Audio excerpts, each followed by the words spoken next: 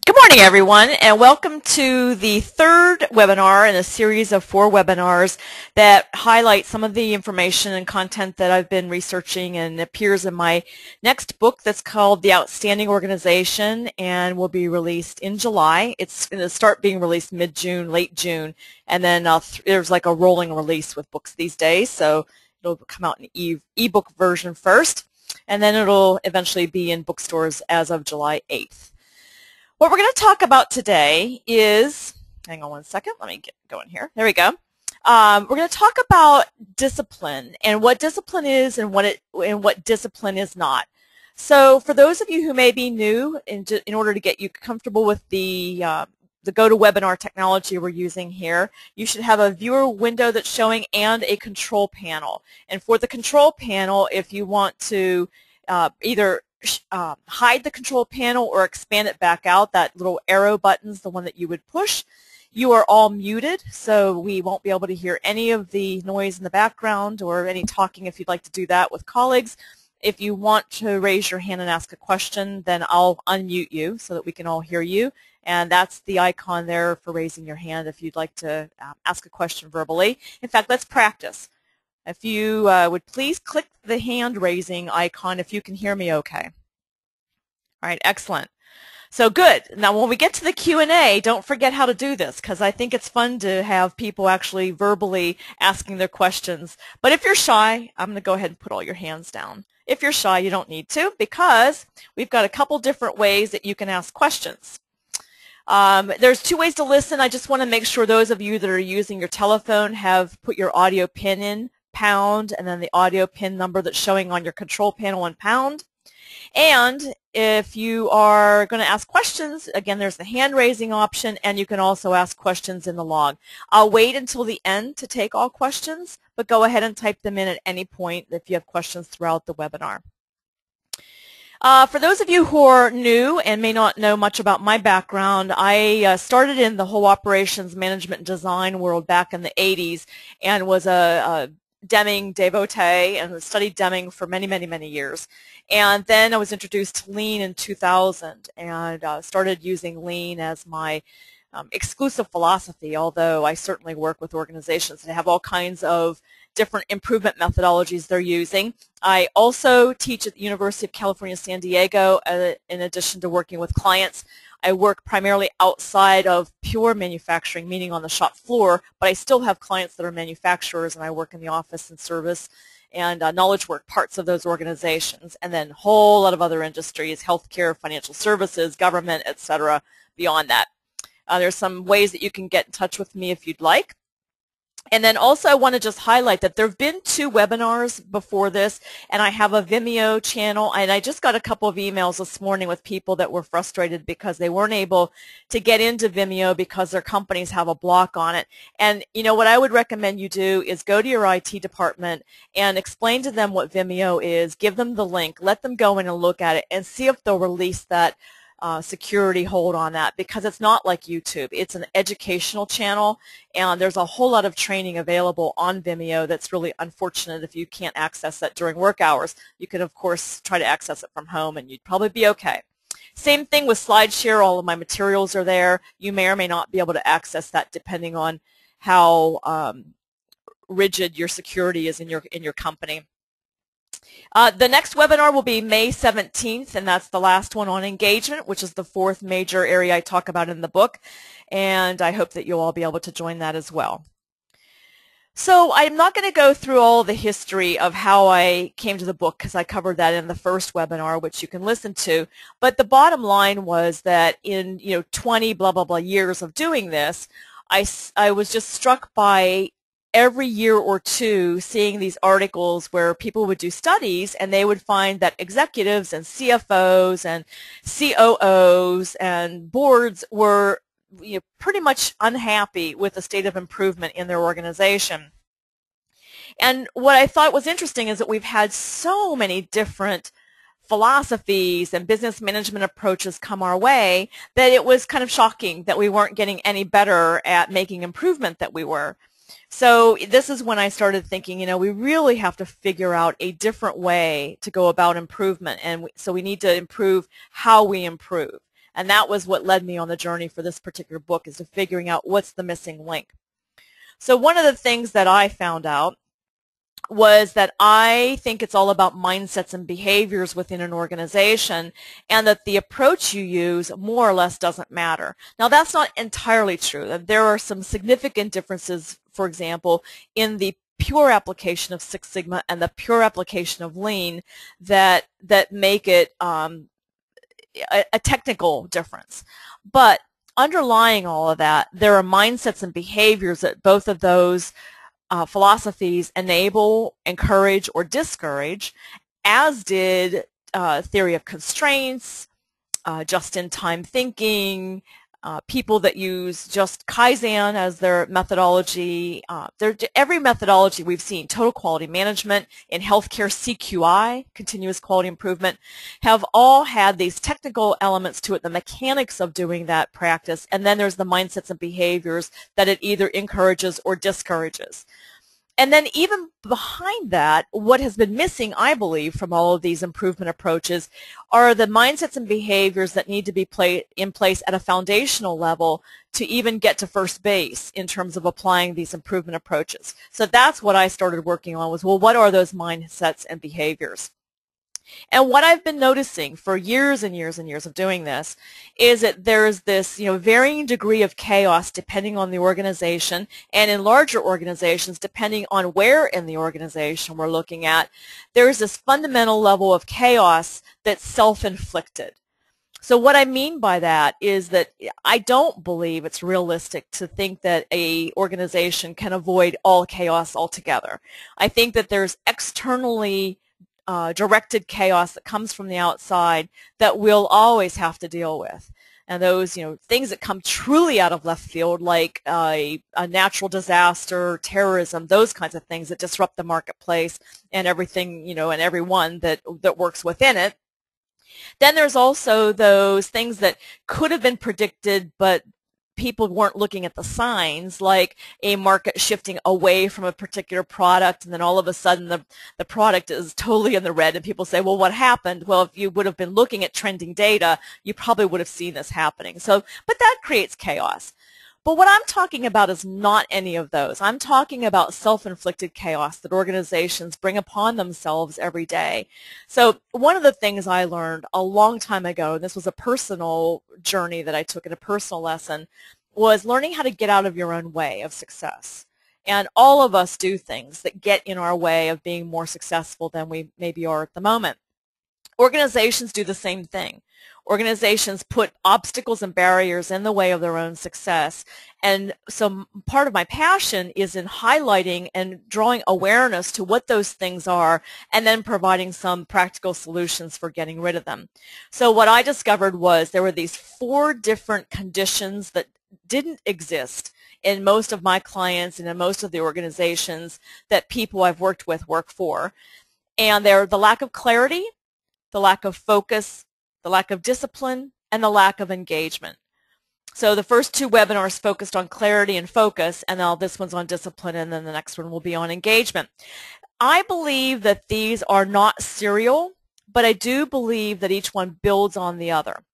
So for example, it's very difficult to have clear focus and get rid of all the unnecessary distractions so you can get results in a specific area if you're not clear to begin with on what it is that you're going after and why. So focus, clarity is a precondition to achieve focus. And then clarity and focus are both preconditions to being able to exert and exhibit discipline across the organization, because if you're not clear what you should be working on, and if you aren't getting rid of the distractions that are around it, you're not going to be able to be disciplined no matter how hard you try. And then the next webinar will lead, all 3 of these will lead up to engagement. But the cool thing is that as you are, for example, improving clarity, you will automatically get improvement in focus and discipline. And as you're improving discipline, for example, it will force you to become better with clarity. So they're not purely linear. They build on each other, but they also feed each other. And that's the really wonderful thing about focusing at this more foundational level and building a stronger foundation to begin with before we start trying to apply fancy-dancy tools. Well, that train has already left the station. We started 10 years ago, and in some cases 12, in some cases 15 and 20 years ago, applying lean tools and Six Sigma tools without having this foundation in place. So my belief is it's not too late to go back and rebuild that foundation and see how much more effective those tools are once you've got the foundation to properly support them.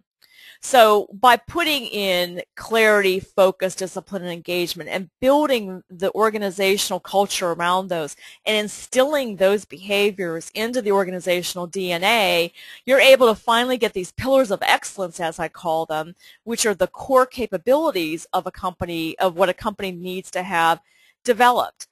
So those three core capabilities are problem solving, continuous improvement, and resilience.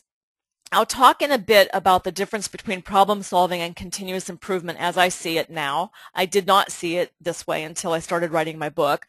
But let's talk about resilience for a second. So resilience is the ability of an organization to withstand external stressors and internal stressors. Resilience is, for example, the ability of a healthcare organization to withstand a new, very large regulatory requirement that no one saw coming, like back in the days when HIPAA came out. That was a very disruptive external activity, but resilient organizations were properly prepared to deal with it, and it was actually a fairly smooth transition. Many organizations in the healthcare industry were not at that level of maturity. They could not easily, or at least moderately easily, implement some of the requirements of HIPAA, and so it was extremely disruptive, and the reverberations from that remain today. So we're really looking to get organizations better able to kind of bounce back. Toyota is a phenomenal example of this. Toyota went through such a horrible time 2 years ago when the recall crisis started, and it was very sad that it turned out to be really not a Toyota issue that resulted in all of these allegations. But the fact of the matter is, they really have bounced back pretty quickly because they have tremendous resilience, and they have tremendous resilience because they are so mature in terms of their ability to problem solve and improve. That is part of what leads them to be the resilient organization that they are. So once we build those core capabilities, then we get business results that are predictable, that are much more aggressive than what they can be before. Our roof's on straight, it's not crooked, the rain's not getting in, and we're able to achieve what we want to achieve. But that doesn't happen until we get this foundation built in here of having clarity, focus, discipline, and engagement throughout the organization. So let's talk about discipline. What the heck am I talking about? Well, I'm not talking about discipline as a child when you got in trouble for something and had a timeout, or back in my day, putting gum on your nose and sitting in the corner in the room. I'm dating myself. Not that kind of discipline at all. What we're talking about are the behaviors, the practices, the habits that any outstanding organization or group of people or even individuals do. So for example, if you look at musicians and you think about what it takes to become a symphonic musician, or a top musician in the pop music world or classic music, it's those grueling hours of doing one's scales when you're young. And I played both flute and piano as a youngster, and I hated doing my scales. But that was like eating your peas. That's what you had to do in order to get good. You had to master the fundamentals. Martial arts, kata, or the practices that martial arts folks go through in order to become black belts. That is the practice, the behaviors, the habits that you're building in order to achieve mastery. The Blue Angels, I was so fortunate to have great insight into the Blue Angels organization all through writing my book. I had a former Blue Angel pilot that just gave me unprecedented access to how they go about being able to perform as consistently as they do. Do you know that they have never, ever canceled an air show due to a mechanical issue on any of their planes? And they've only had a couple that were pilot related due to illness or other issues. So, I mean, they've been in business, if you want to call it business, for over 50 years. And to have that level of performance, year in, year out for that long shows that they have incredible discipline built into the organizational DNA. Same with racing. If you ever watch a pit crew, and there are certainly many YouTube videos and things that you can look at online to see it in action, and pit crews have been often used in lean teaching to show how to co-locate and reduce all waste, reduce motion, and all of that. But watching a pit crew is just fascinating. It's a carefully orchestrated ballet, and they didn't get there by just throwing a process in place and praying it happens. They are relentless on improvement, and they're shaving seconds and tenths of seconds off of their performance all the time. And that's why you now see pit crews performing in literally seconds, where it used to take a minute or more for them to change out a car's tires and do everything that they have to do when the car comes into the pit during a race. Any kind of sports, if you look at everything from figure skating to football, basketball, soccer, tennis, golf, you name it, it comes from relentless pursuit of perfection and the discipline it takes to be very methodical about how you get better. Businesses, not so good at this. Most businesses are quite lousy at it. We worry so much about working in the business, and we spend very little time working on the business. And most people that are performance experts will say that you've got to spend a significant chunk of time on the business, building skill sets, and not just in the business. And what is that percentage time? Well, in my opinion, it's 50% or more. And that's what you see in truly outstanding organizations. They spend a tremendous amount of time working on the business, looking at processes again, figuring out again over and over and over how to reduce waste, how to redesign it, and little by little. They don't let it just lie like most organizations do. So this is what I mean by discipline. Jim Collins has been talking a lot more about discipline in his new book, which is called Great by Choice, but it all started with Good to Great. And he said in Good to Great, greatness results from disciplined people engaged in disciplined thinking that leads to disciplined action. So one of you, when you registered, asked the question about, how do you instill discipline in an organization and yet still have flexibility and not be seen as the bad guy or the stern schoolmaster, and how do you walk that line between too much rigidity and discipline and not enough? Well, let's just be clear on what we're talking about here. We're not talking about taking away from people's ability to be innovative and creative and that type of thing. It really isn't that at all. It's having a disciplined way that the organization goes about delivering value to customers, solving problems, and continuously improving.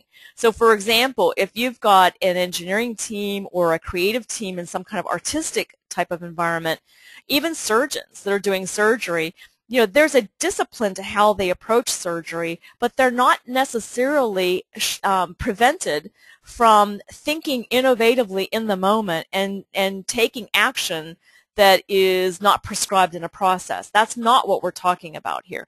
And that's true of any of the creative endeavors that people, and knowledge workers especially. What we're talking about here is having a systematic way that you go about doing whatever it is you do, and consensus that that is the way that we're going to behave in this organization. And that's what leads to action. So you do your scales based on a very prescribed set of notes, and you do it in a very prescribed set of way. But then what that does is that enables you to have flexibility when you're playing a piece. The same goes true with golf. You practice, day in and day out, little, like putting, for example, so that when you get in the game, you have a lot more ability to flex as you need to. So I think it's important to separate out the disciplined process for getting somewhere and then the creativity that you need to think in the moment, and that discipline's what allows you to do that. So let's talk about Rafael Nadal, for example. This is a guy, if you like biographies, his book called, I think it's just called Rafi, R-A-F-I, his biography is fantastic. And it really shows what discipline is and how people achieve discipline. And it just comes through hard work. And so that's another thing that I see very interesting in the business community. Most businesses don't want to work hard, you know, but here's the deal. You're already working hard. It's already monumentally more difficult to operate in an environment with no discipline and inconsistent results and lack of predictability than it is to just have this disciplined approach and work hard at that, which will enable you to perform more easily. So it shifts the hard work from this firefighting, crisis-oriented, unhappy customers, you know, the sky is falling, to this hard work to get better at what we do so that we eliminate or reduce the firefighting part of it. So it's taking people's minds and looking at the time you spend in crisis intervention and rework and all those things and just saying, okay, yes, it is going to take time to achieve mastery. So shift your time from, you know, the crisis stuff that irritates customers and suppliers and you know, saps the spirit out of the workforce, and put that time and that effort into getting better so that you can reduce the need for all of that. So how much practice does it take? Well, the research has been absolutely consistent on this. Many, many researchers have looked at it over and over and over, and what they have found is that it is, yes, ladies and gentlemen, it is 10,000 hours. It's 10 years to achieve mastery. So this is achieving, you know, higher than proficiency is mastery. And that 10 years, when you think about it, think about any person who's good at what they do. They didn't get there overnight. Now, in acting, for example, we'll suddenly, and in music too, we'll suddenly see someone come out of left field, and you'll think that they just had this natural talent and that they, you know, just magically appeared on the scene. No. There is very little natural talent. In fact, the only talent that I have seen in decades that even gets close to being natural talent without a lot of apparent work via coaching is, and I'm blanking on his name, the gentleman that just won the PGA tournament. If someone knows who that is, if you want to type that into the question box, I can't remember his name, but he does appear to have very little formal, you know, training and practice and coaching, and yet he won the tournament. But he also practices golf relentlessly. So it's not like he didn't do any practice, but he certainly didn't have the benefit of coaching. And Bubba Watson, is that it? It's Bubba something, Bubba Watson, I think it is. But yeah, so he is, you know, someone to be studied and see exactly how he achieved the skill level that he's got. But he's one guy in millions and millions of top performers. So let's just look at the masses instead of looking at one guy. It does take a long time. Here are a couple of books that, you know, talk about this that I think if you're in the improvement business, I really think you owe it to yourself to read all four of these. You know, I'm a big believer in reading and keeping up with new research. The first one, the Ericsson article, is an HBR article that you probably will have to pay for. You might find it as a PDF if you Google the making of an expert. You might find it as a free PDF online, but it's a really good article about these deliberate practice in 10,000 hours and what Ericsson found when he studied swimmers and law enforcement people and all kinds of different experts. The middle two, Daniel Coyle and Jeff Colvin, both of those are great books about how talent, while someone may be born with talent, they really develop proficiency and then mastery through practice. So, and in fact, both of them found that you can achieve great things even if you have very little talent through practice, relentless practice. So this, to me, was fantastic news for companies that don't have all superstar employees. If you are not an employer of choice, and I know I see a lot of different people on the line. I know who you are. You know, for example, there's someone on the line from Amazon. Amazon today is considered to be somewhat of an employer of choice. Now, they have to maintain that standing, but right now, a lot of people want to work for Amazon. Let's say you work for a company where people aren't so thrilled to go there, but they're there because you're in a small town and you're the only game in town or whatever. You may only have average employees. You may have a couple superstars, but you may not have the level of superstars that the high, employers of choice attract high level people.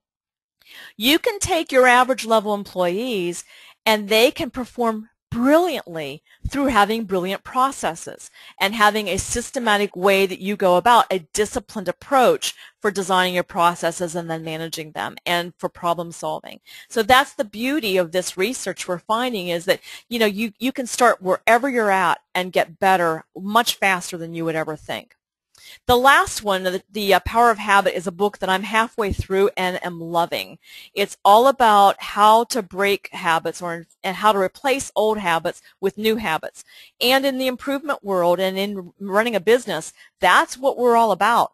We're all about breaking old habits and instilling new habits so that it gets built into the organizational DNA. So I recommend all 3 of these books if you want to learn more about this practice thing. So Drucker summed it up a while ago when he said effectiveness is a habit. And we're all seeking to be personally effective at work, but I'm more concerned about the overall organizational performance. Organizations seek to be effective. Well, that only happens through establishing habits of behavior. So if you look at your organization right now, just think for a moment. Think about the kinds of habits you see going on around you day in and day out. Habits about how people respond or don't respond to email. Habits of how people talk with one another. Habits about how meetings are scheduled and held. Habits about how are you able, for example, to have defined work time that you can focus on one thing. Is that allowed in your organization or not? So there are all these habits that exist. You have to figure out which ones are helping organizational performance and which ones are hindering and creating chaos. And then that's when we have to go, okay, we need to get out of our own way here and change our habits so that we can be more effective. So here's another reality. Training. Tony Schwartz and Jim Lara wrote a book, The Power of Full Engagement, and then Tony's more recent book is Be Excellent at Anything. And I just saw him speak in D.C. on Tuesday. I was just in Washington, D.C. Excellent guy, really smart man. They discovered that athletes train 90% of the time to perform 10% of the time. And when you look at businesses, what you find is that it's less than 1% of the time spent on training or practice and 99% on performance. So this is, again, working in the business versus on the business. And so this is a great example of where we have to shift the percentages that we're spending on each of these areas. So there are 2 key areas, as I see it, that need to be focused in on. One is how we go about problem solving, and then one's on process management, which includes continuous improvement. So let's talk about what I mean about problem solving versus improvement. So a problem to me is a gap between where you are and where you need to be. So a problem is something quite urgent. There's, you're not performing up to customer expectation, or there's you're bleeding financially in an area, or employee morale is horrible, or there's a safety, ongoing safety concerns where people are getting injured. Any of those areas, or you're not performing as fast as you need to, those are problems. And they need to be called problems. We need to not be afraid of the P word. Because the word problem gets people, there's an emotional reaction to it. A problem brings about either excitement or dread. But either one of them are emotional reactions, and they're both good. For me, problems bring excitement. Because problems to me are these little golden nuggets where there's an opportunity to get better and to fix things. And so I view them as nuggets. Many improvement professionals love problems. Many organizations do not love problems. In fact, many leaders despise problems. That is, again, a mindset that needs to change. Toyota, again, where lean comes from, They are so problem focused that the executives will say to managers, don't tell me about your problems. I actually have a couple of examples in my book. Don't tell me about everything that's good. Tell me about your problems, because if you don't have any problems, we don't need you. So it's all about surfacing problems, shining that flashlight in the corners, and bringing problems to the surface so that you can solve them. Opportunity, the common phrase, opportunities for improvement. And some entire organizations have wiped out problem from their vocabulary, and they only say opportunities for improvement or issues because problem's viewed as a bad word, which is exactly the opposite thinking of what you need to have in order to be an outstanding organization. An opportunity is different from a problem in that it's a gap between where you are and where you'd like to be. So an opportunity for improvement would be something where you're performing pretty well. You're meeting customer needs. You're performing as you want to, but you want to get better. So this is, someone who's a symphonic musician, a cellist, for example. Yo-Yo Ma is looking to get better every single day of his life. And yet, he's pretty darn good. So that would be an opportunity for improvement, and that requires a tremendous amount of reflection to look at how you can get better and better and better. And that's the difference. So I'm encouraging you to start a conversation in your organizations to bring back the word problem if it's been wiped from the vocabulary, and start identifying problems and calling them what they are so that you can reintroduce the sense of urgency around them that problems are so deserving of. So how do we go about problem solving? Well, most of you are familiar with plan, do, check, act cycles, or plan, do, study, adjust cycles, or if you're a Six Sigma organization, a DMAIC. It's not a cycle. Unfortunately, it's not, and that's one of my issues with it. It's a linear approach to making improvement. But let's talk about what I see as the most helpful for all levels of employees. It's simple and basic, is plan, do, study, adjust. I have recently moved away from PDCA, plan, do, check, act. And many people in the lean community are starting to move away from it because we've discovered a few things. Actually, I did quite a bit of deep diving when I was writing my book and discovered that that PDCA thing was not Deming's manufacture. He did not create PDCA. PDSA has also always been attributed to Walter Shewart. He did not come up with PDSA. Deming came up with PDSA, and Deming has been, was a little bit critical of PDCA because of the word check and act. And this is long before I knew this. I also had problems with check and act because people didn't understand what was meant by that. And anytime we introduce this, kind of ambiguity around what we're trying to achieve, we slow learning.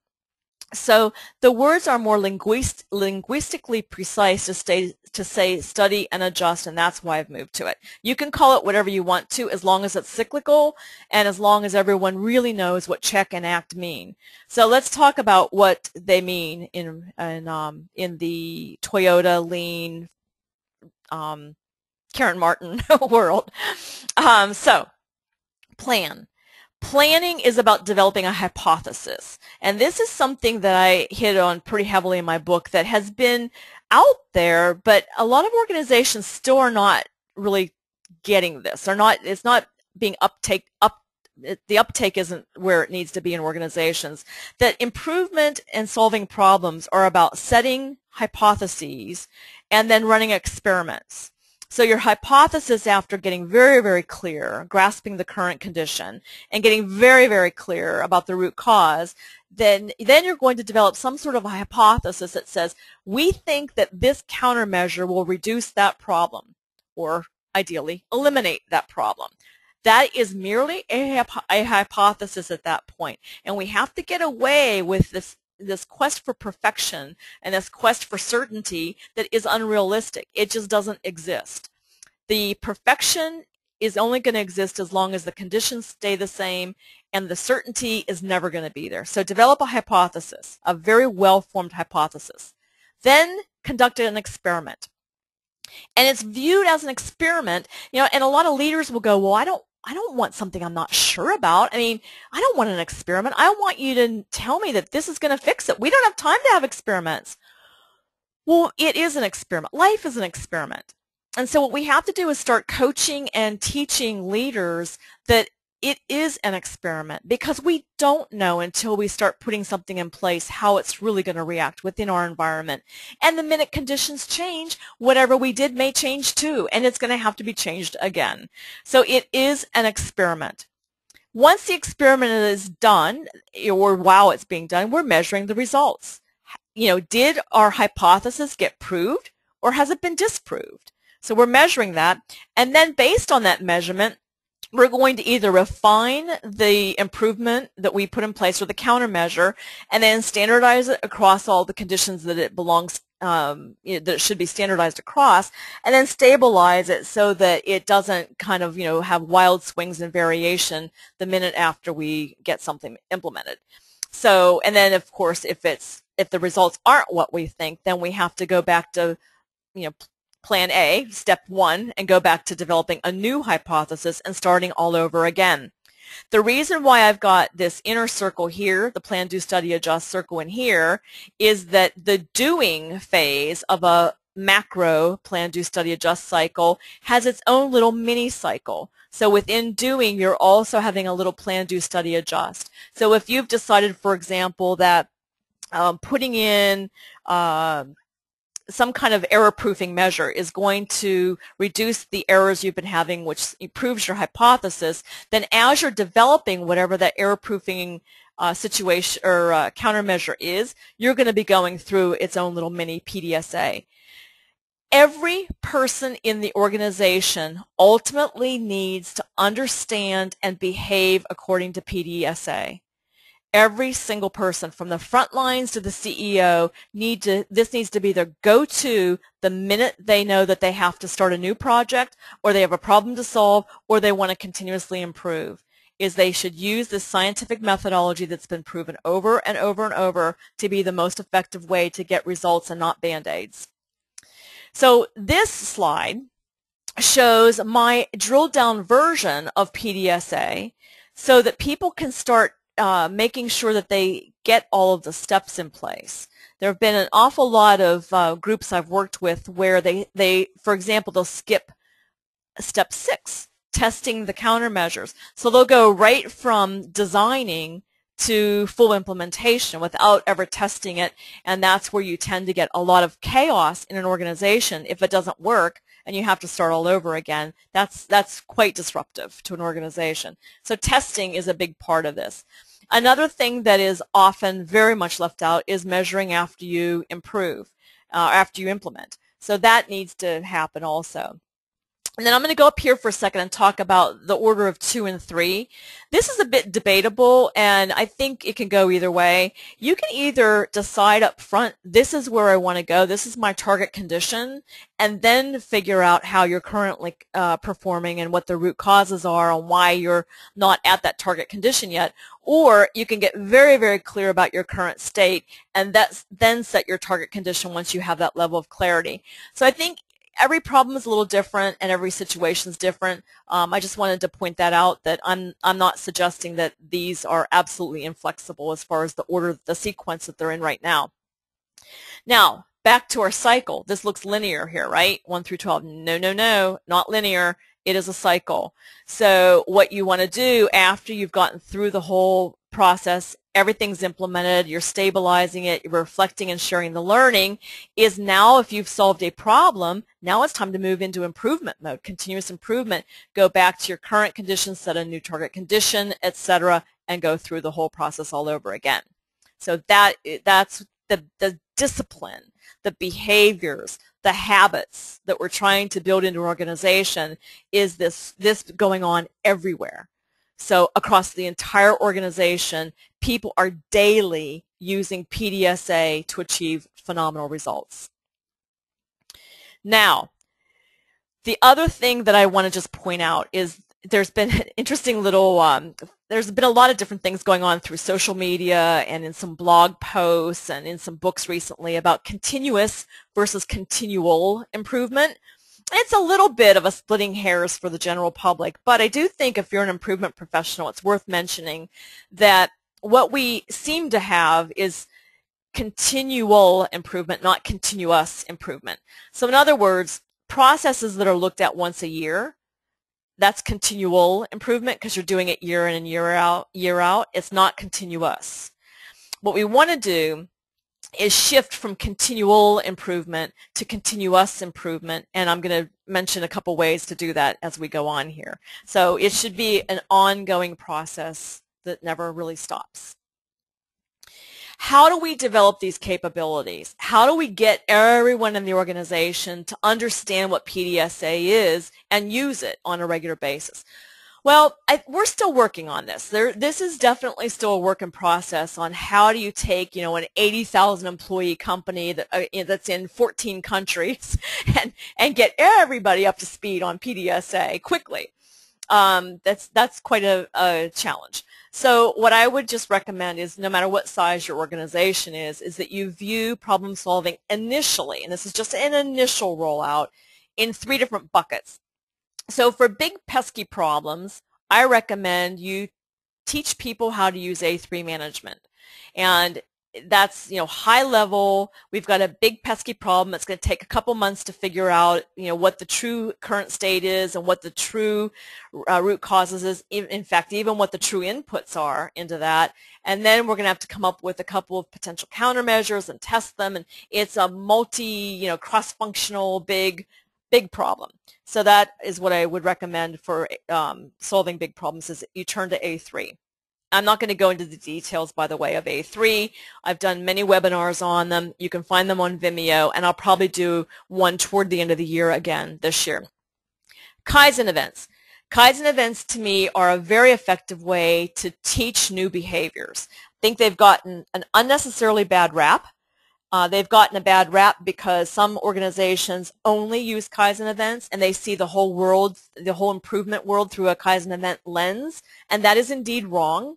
And that's not helpful, and that's not the way to become outstanding. But for those that use them responsibly and use them for relevant improvements, I find that there is no easier way and better way to teach people how to apply PDSA than a Kaizen event that's a 2 to 5 day sequestered team activity with a narrowly defined improvement that needs to be made and narrowly defined objectives. So that's a 2 to 5 day commitment of up to 10 people's time. So it does require a fair amount of focus, but it is a great way to build PDSA capabilities. And then finally, the front lines need to be exposed to PDSA on a daily basis. And they need to be, so you can call that daily Kaizen, or Mike Rother, who was one of the co-authors of value stream mapping called Learning to See, is now working on a lot of new ideas around the kata, which, remember, with martial arts, kata was the practices that you do in order to become proficient and then achieve mastery status. He's working on a model that has improvement in coaching kata to help people learn how to actually apply PDSA thinking on a daily basis. And this shifts a lot of the improvement right to the front lines and gives them authority to make improvement without having to wait for improvement projects to be prioritized and all these different things. So that's a good way to go. I'm going to stop for 1 second. I see a couple of questions have come in about the slides. So yes, all the slides are always available. So if you're new and you want to come to ongoing webinars, you'll notice that the slides are available, the links are available on the confirmation email you get when you register, and then also on the reminder email that comes out around 24 hours before the webinar. Unfortunately, I fell victim to old human error, and the links were not correct this time around, but I sent an email out last night with the correct links. So if you look for that email, if you signed up any time before last night, if you registered for the webinar, there should be something in your email with the correct link. And if you didn't, I'll try to remember here to give you the correct link at the end. Link to materials. Okay, I'll give it to you at the end. All right, so moving on, these are the 3 ways to develop capabilities. So all 3 of them involve a coach, and this is something that a lot of organizations are really missing in their improvement activities. They don't have clearly designated coaches that are highly proficient in and of themselves in improvement. So what I believe, this will probably be a provocative statement for many of you, but I'll say it anyway because I really believe it. I believe that we really did ourselves a tremendous disservice by having 9 million green belts and black belts thrown into organizations that had the perception, and lean champions too, you can throw them in there too if you have those, that have the perception is that they're experts in improvement, and they're not. I mean, there is no green belt alive that after the length of time you spend in a green belt program and one project is even close to proficiency. Not even close. Grasshopper. Green belts are grasshoppers. And so that doesn't diminish the value of green belts, but the organization needs to get far more realistic on what a green belt is capable of doing for the organization. Coaches, you wouldn't have a piano teacher be someone who just started playing piano a year ago, right? You wouldn't hire a golf coach that just learned how to golf 6 months ago. You know, so people cannot be put into coaching roles that aren't ready to be coaches. So this is a big crisis in where we need to go in terms of improvement in organizations. Where do you develop all these coaches? Well, it goes back to the 10,000 hours. And it goes back to spending a lot of time having a lot of people engaged with improvement from a mechanics perspective, learning the mechanics of improvement so they can then become effective coaches and spread that learning. Here's the other problem I have, especially with a black belt organization. Black belts are often seen as the experts in making improvement, and they come swooshing into a project and they lead the project, and it's not really coaching and teaching they're doing. They're actually doing the improvement work and telling people what to do and putting project plans in place and all these things. What all of us need to be doing, and this is something that we missed for decades now, we all need to be being very, very good teachers and learning how to teach, learning how to coach. That's what our job is. That's how Toyota works. Every single leader, every single team leader, all the way up through to the executive staff, coach the people that are in their domain. So if it's a direct report, they're coaching them. If it's a peer, they're coaching them. Coaching is how they manage. So coaching is management.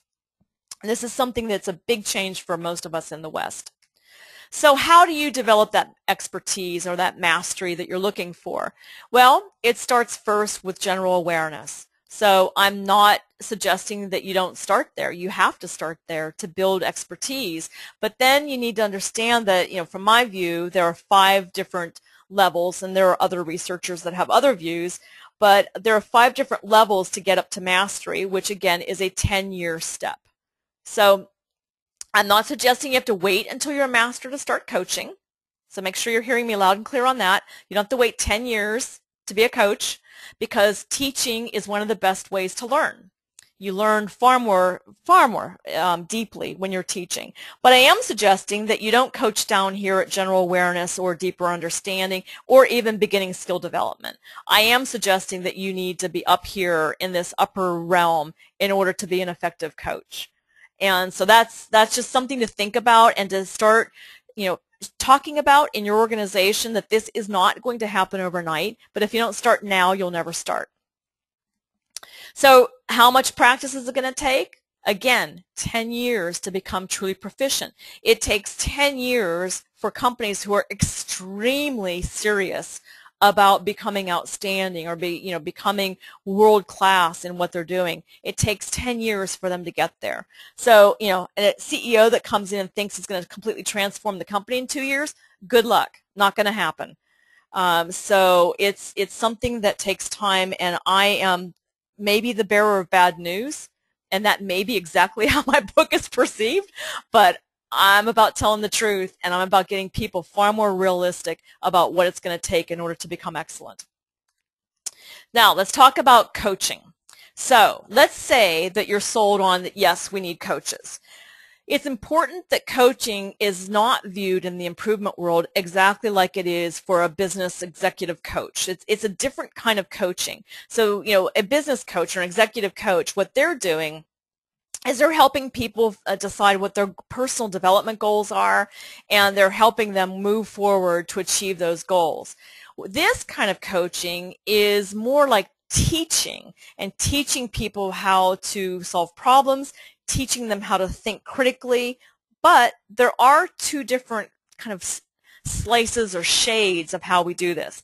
So in one case, in one case, we've got a learner. I went back and forth with what to call this person. Are they a coachee? Are they an employee? Are they a learner? So let's just say it's someone who wants to learn. Anybody.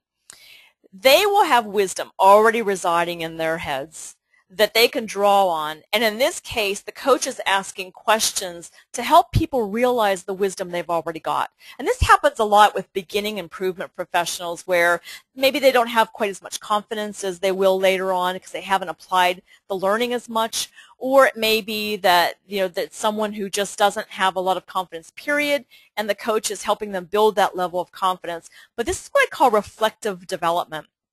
So the coach is asking very, very strategically placed questions to help the learner realize the wisdom that he or she already possesses, and they're reflecting on their own wisdom in order to grow and develop and become better and better as a problem solver, as a critical thinker, as an improvement professional.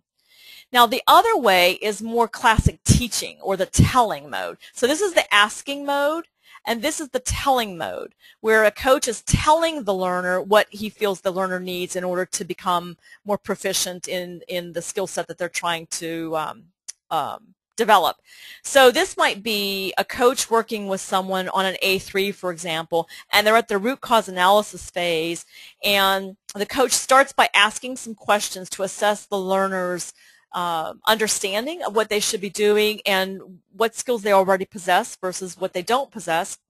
And let's say the coach discovers that the learner has never been exposed to, for some reason, a Pareto diagram, and it looks like Pareto is what's needed, or a cause and effect diagram, or anything else. At that point, the coach has to tell the learner, show the learner what it is in order for the learner to learn. So that's very directive. And what you want to do in the coaching world, and this is what builds the discipline across the organization, is have as much of the questioning going on instead of just leaping to telling. Because what we do in both parenting and in management, they're very similar in this way. We tend to rush, we get stressed for time, and so we tell people how to do something instead of teaching them themselves. So we fish for them instead of helping them learn how to fish. And this is the kind of coaching that we have to do and get spread across the whole organization in order to have disciplined problem solving. So an example of the kinds of questions that you might ask, they're called Socratic questions because they're open-ended. They cannot be answered with a yes or a no.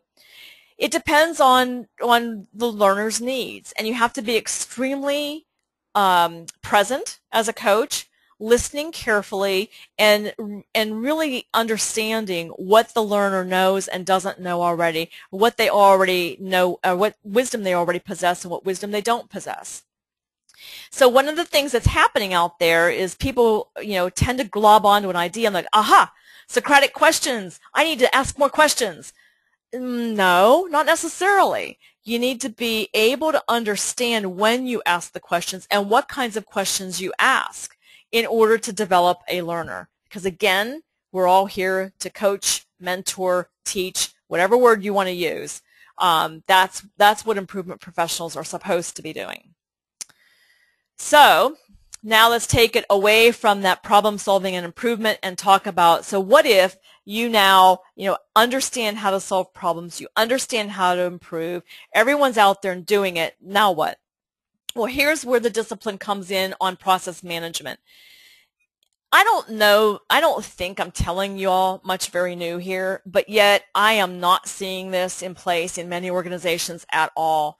And that's that I do not see processes clearly documented and current. I am not seeing it. And what I mean by that is a process level map, a metrics-based process map with swim lanes, a value stream map in the case of looking at a macro level process where you have the inputs, the task itself, and the outputs all identified. You've got sequencing and handoffs clearly identified. You've got performance expectations for each step in terms of how much time it should take, what the quality expectations are, and it's standardized, error-proofed, and waste-free on all other fronts. Every major process needs to have this. They also need 3 to 5 defined key performance indicators. These are different from these performance expectations I'm talking about here, where you should be able to get this job done in 10 minutes, and if you can't, we need to know why so that we can make more improvements, that type of thing. This is more the overall process performance, not each step, but overall, how is the process performing? Someone needs to be minding the store and looking at this on a regular basis so that you know when you need to improve. So there needs to be a designated process owner. I am not seeing this either. If I ask people, they often tell me the vice president over the area or the director is the process owner, and they are not. They are not owning the process. Someone much closer to where the work is being done has to own the process. And then the process, of course, needs to be continuously improved. So one of the things that I'll close with is I believe very much that we need to rethink how we're using middle managers and start having middle managers start managing processes. So they need to understand how to make improvements. They need to know how to identify and remove waste. They need to understand how to monitor using key performance indicators. They need to understand how to form cross-functional teams and lead them in making improvements. They need to know how to coach. I mean, this is really a management crisis that's facing us right now, I believe. We have middle managers not skilled at all to take on this role. And this is the only way we're going to get the level of discipline in an organization that we need in order to perform at high levels. So what we have to do is shift our focus from those managers managing people to managing processes. Because here's the bottom line. If you have extremely well-functioning processes and you're continuously improving those processes, the people problems that you think you have will melt away. People are not the problem. It's the system in which they're required to work. It's the processes that are working or in most cases not working and not allowing them to be successful. If you've got a whiner on your hands or you've got someone who's not performing well and they're disengaging, I guarantee 95 or more % of those people, it's about the process. You may have that rare person who's dealing with a serious family issue at home or their own personal health or something else, mental health. There could be those things that enable them to disengage, but most of that disengagement is around the system and the processes not supporting what they need to do to be successful, because people come to work every day wanting to serve, most of them. And they want to be able to do that without a big hassle factor. And processes that don't work are hassle factors.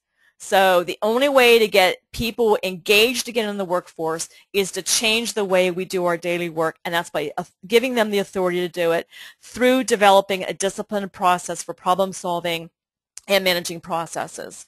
That is the only way it's going to happen. I've been thinking about this for 20-some years, and I really believe that we're at the cutting edge and the crossroads of what we need to do to bring life back into organizations and get performance to the level that it needs to be.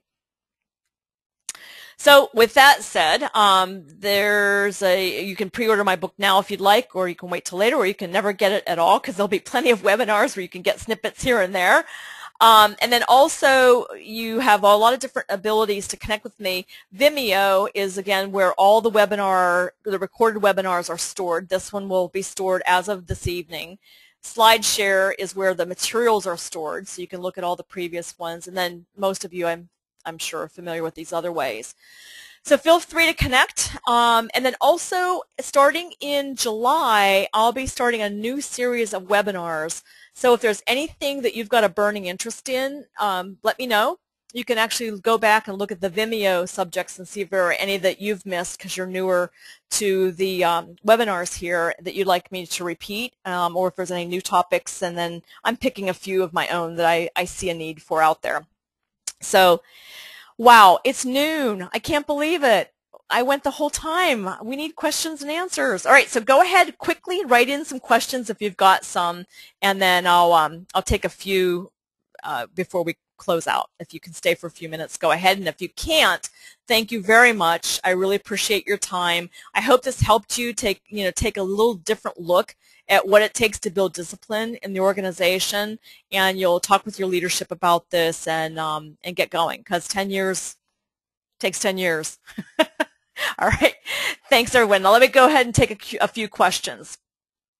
So Stephanie has a question. Do you believe in rewards and punishments in a major corporation to enforce discipline for a process? Well, I don't know that I would say rewards, and certainly not punishment. I believe in setting an environment that affects behavior the way you want it to be affected. So for example, you get what you measure. So if you're measuring, let's say you have a customer service department and you're telling them that they have to answer 20 calls an hour. If that's the metric, I guarantee that they won't do as thorough a job at dealing with the customer's issue and resolving the issue fully if the metric is the number of calls. So a better metric would be satisfying the customer on call number 1. And then if the calls are too long, then you work on helping the person get more effective at answering the customer's question on call number 1 so that they can move on. But that would be the wrong metric to measure. So I do believe in setting an environment that will give you the behavior you want. I also very much believe in team-based incentives rather than individual-based incentives. And I believe very much in very holistic incentives. So rather than a department having an incentive, they will sub-optimize in order to meet that incentive to the detriment of the larger value stream. And so I believe very much in looking at incentives differently and much more holistically, but this is a whole other conversation that requires probably a little more detail about your organization than I can cover right here. So I hope that helps a little bit to think about that. Okay, Julie has a question. We've been working on moving our continuous improvement culture from the elite few to the common many. Yay, I love it. And many of this cultural transformation is done through improvement projects. But we also see a shift in their thinking about problems and how they solve those problems, even outside the context of a project. But how do you measure that transformation? Ooh, good question. All right. Oh, I'm so excited for you, Julie, first of all, to move it from the elite few. That's exactly what we all need to be doing. Okay, let me think about this for a second. How do you measure the transformation? Well, first of all, I'll just make one comment, just a bit of a provocative statement about, do you need to measure it? I like measurement. I'm a data hog, as I call it. I like data. But I think that sometimes we try to measure things and spend too much time trying to figure things out that aren't high value for us. So I guess I would start with just a very quick, more of an anecdotal measurement and just, sniffing around and seeing if problems are being resolved more quickly because it's been moved to the masses, and whether or not the masses are more energized from what they're experiencing, because problem solving is a high. And so if they're engaged in problem solving, you should be seeing a boost in the level of engagement you're getting, and it should just feel different in the organization. Now, I always say it can't just feel different, it has to be measurably different. So, I understand that I may be contradicting myself a bit here. But I think the number of people that are engaged in leading improvement projects and solving problems might be a good indicator. I have seen people, I don't know how valuable this is, but I have had clients where they actually count the number of people who've been to a class on PDSA, the number of people who've served on improvement teams, whether it be Kaizen events or A3 teams, the number of people who've actually been involved with daily Kaizen. And then the other thing I love are Kaizen walls. I think Kaizen walls in organizations where you have a little summary of, what was the problem or the improvement idea, who was involved, what did they do, what was the root cause, and how's it working now. Just highlighting the level of engagement you're now getting, that might be a good thing. So I don't know if I answered your question, but I hope that gave you a little something to go on. Okay. Next one, Tony. I love your creative thinking and energy. Oh, thank you, Tony. I hope to actually meet you sometime. I hope to meet you too. I learned today why I feel like an idiot a lot. I need lots more practice. Oh, no, no, no. Don't feel like an idiot. Just feel like a grasshopper. I say it all the time when I'm learning something new. Like I actually just had my first big interview when I was in DC with the media, and this is going to be my new journey with this book. And I said to the interviewer at the end, "Oh, I'm such a grasshopper.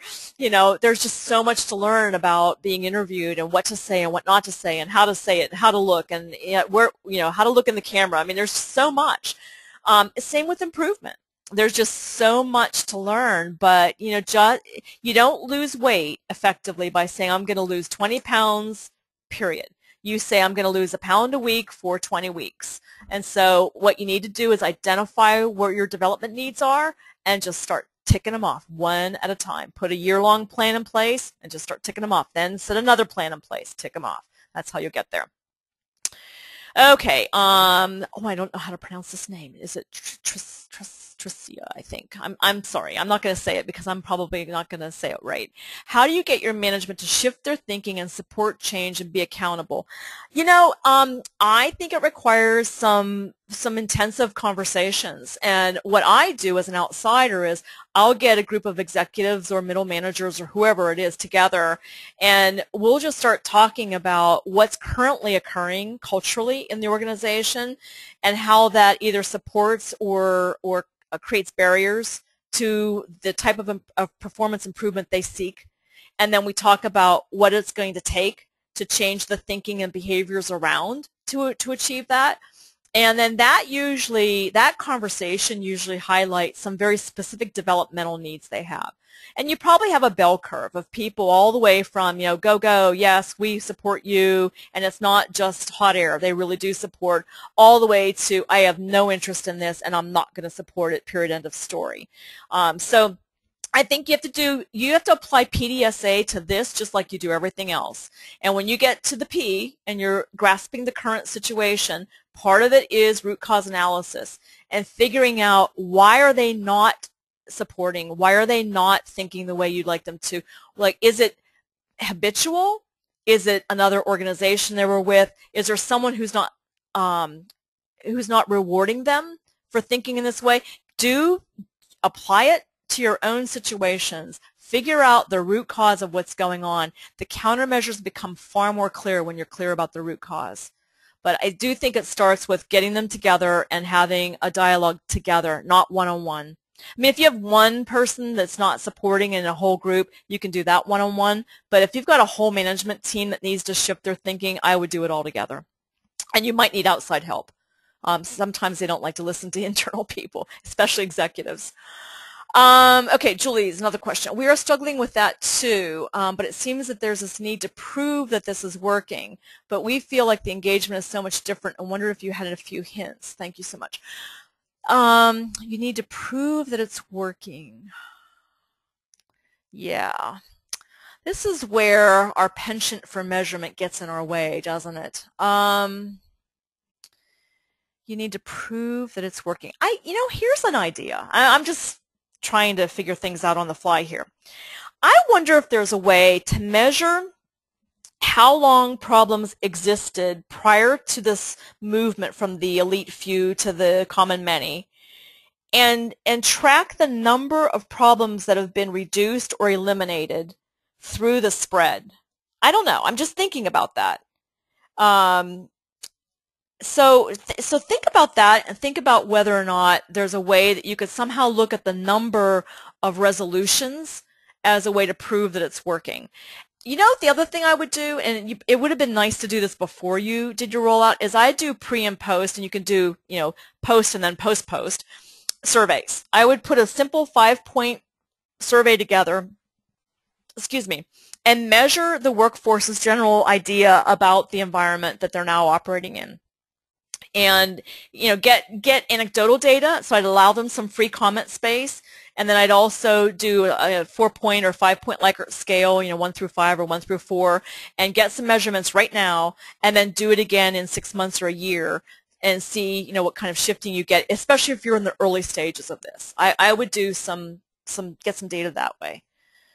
If some of your things are measurable financially, then you can also show the financial results. But if you're moving things to the common masses, you may not be getting a lot of hardcore numbers yet.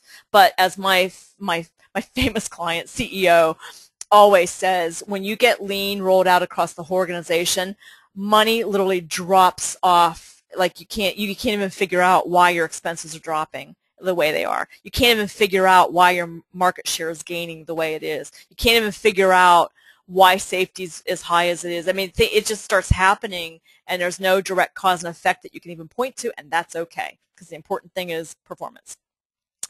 Rhonda, sorry, you had a question about what time. It was scheduled to end 10 minutes ago, and I just decided to go on because people had questions. So I'm sorry, I didn't stick to the schedule, but I felt it was better to answer a few questions.